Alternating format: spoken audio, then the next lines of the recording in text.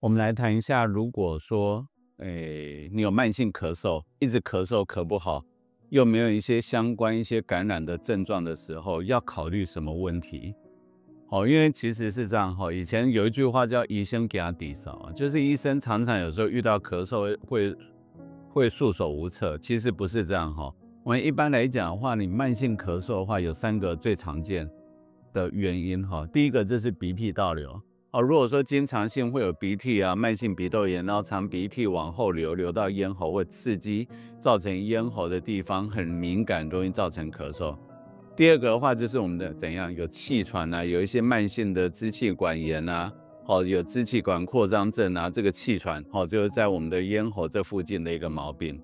那第三个就是胃酸逆流，胃食道逆流，尤其在晚上逆流的时候，只要一点点胃酸就逆流到我们的咽喉，然后造成这个地方的呼吸道变得很敏感，而且带有一点点痰，很容易造成我们的慢性咳嗽。这个是3个最常见的问题啊。然后当然不能否定如果说像你感冒啊，像之前我们有一些 COVID-19 的话，它一旦发生之后，它有时候的咳嗽不是一下就好了因为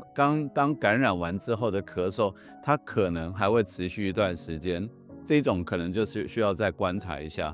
但是有3个有其他的一些因素的话，也是要去考虑在里面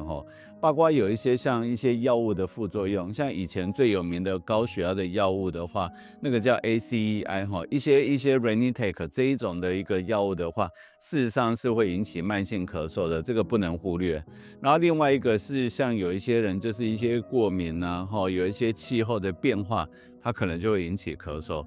但是我们最在意的有另外3个是最重要这个是一个比较严重的问题，它造成的咳嗽是不容忽视的一个就是怎样心脏病，我们有一些心脏病的人事实上以咳嗽来表现但是被忽略掉了。第二个的话是当然是害怕说有一些肿瘤的一些毛病啊，如果说我们的肺部啊有一些肿瘤啊，或者说我们的咽喉这边有肿瘤，也是容易造成咳嗽。第三个的话就是一些慢性的肺部的一些感染的一个问题啊，有一些肺部的一些像肺结核啊，像我们的肺部霉菌感染的话，它事实上也会引起我们的这种慢性的咳嗽。所以我想说我们今天把它简单整理一下，让大家稍微考虑如果说有这一类的问题的话，可以朝向这个地方去做研究去做检查。